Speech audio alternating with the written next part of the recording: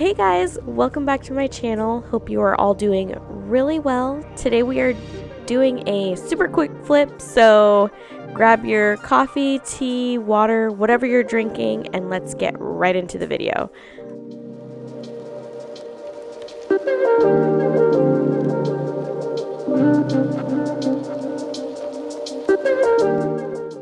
So to give a little backstory, I did this bedroom set for my sister, and in return she traded me this dresser as part of our deal.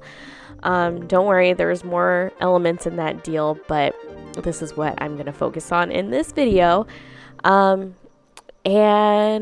this actually ended up being a super heavy dresser, guys.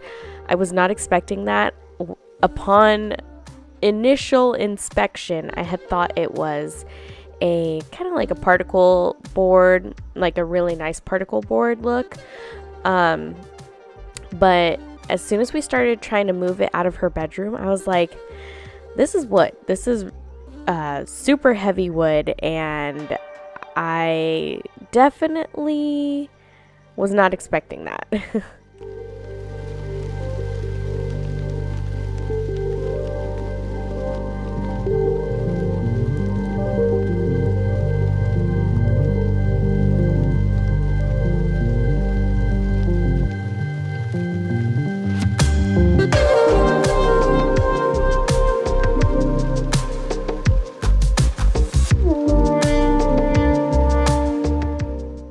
So my first order of business is actually putting these drawers back in.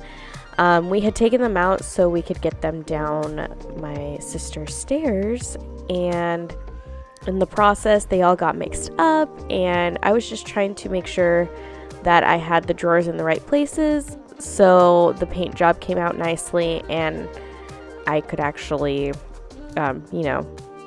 fix this piece in the best way possible with all the drawers in the proper places.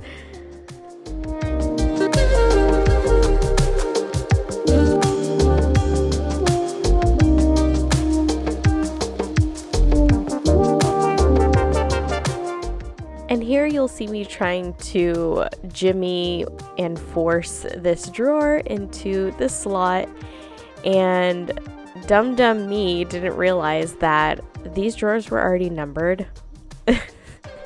I did have to figure out in what direction the numbering went, but the drawers were numbered, guys. I was trying to fiddle around with this for no reason, and that was kind of frustrating because once I realized the number sequence order, I was like, wow, I didn't even have to force in that drawer. So just be on the lookout if you guys get pieces like this to look and see if maybe the previous owner has numbered the drawers, because it could make your life a lot easier.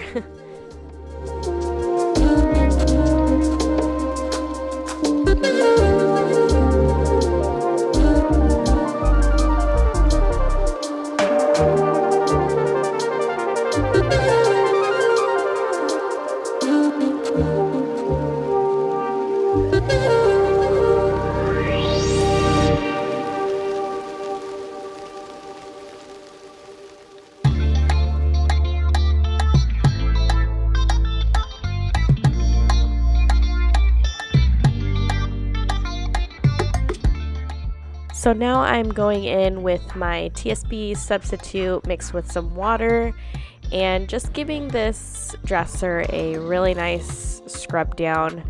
I mean, my mom is a very good cleaning person, so I wasn't really scrubbing like tons of grime, but just, like normal everyday dust and potentially any furniture polish that my mom might have used. And this is just gonna ensure that I have the best adhesion possible.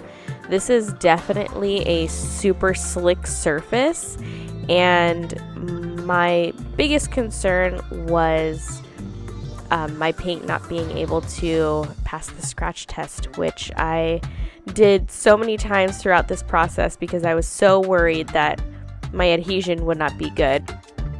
And after using the TSP solution, I went back in with just a wet cloth and wiped everything down once more, because you never can be too careful or too clean in this process.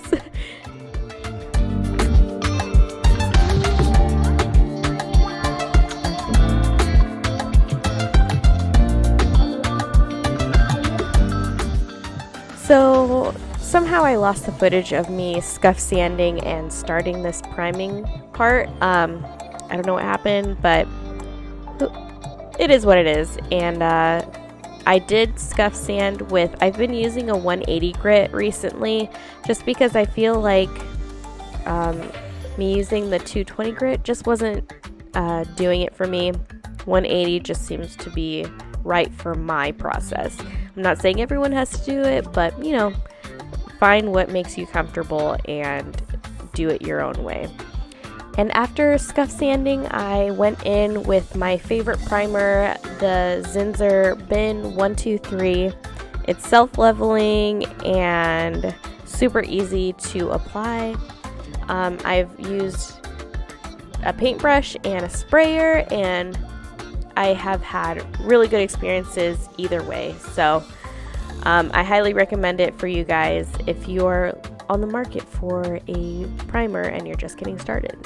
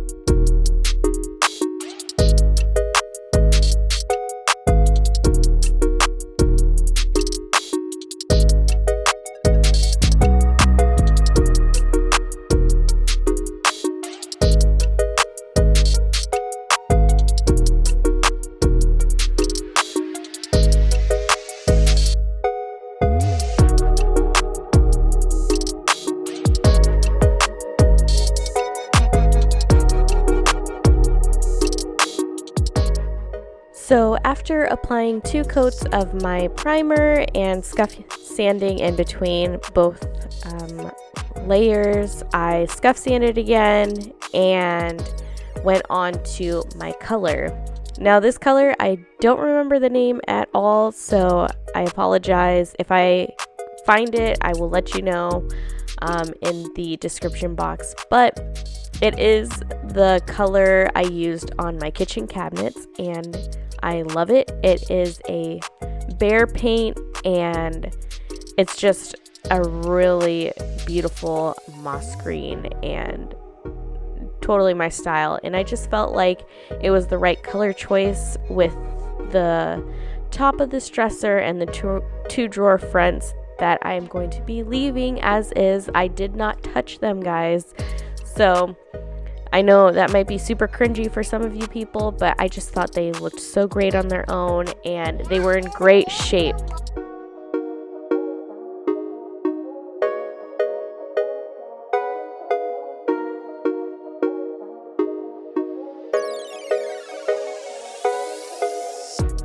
So besides doing the scuff sanding in between each paint layer, I actually mist my surface, especially when I'm hand painting. Well, only when I'm hand painting, but when you mist in between layers, I feel like you just get a smoother surface and less paint stroke marks, and it just gives you an overall flawless finish.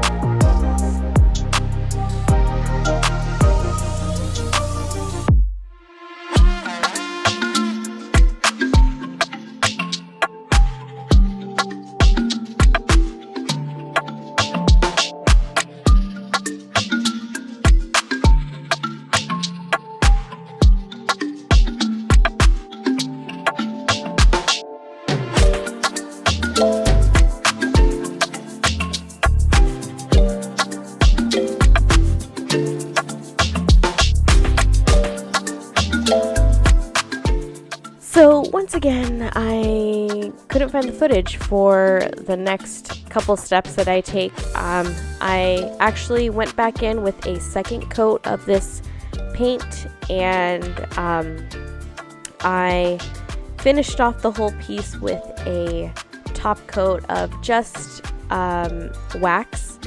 Normally on the tops of pieces I like to add some sort of poly for extra durability, but the top of this surface was already great and I didn't need to touch it, so I didn't have to worry there. So I just waxed everything and called it done.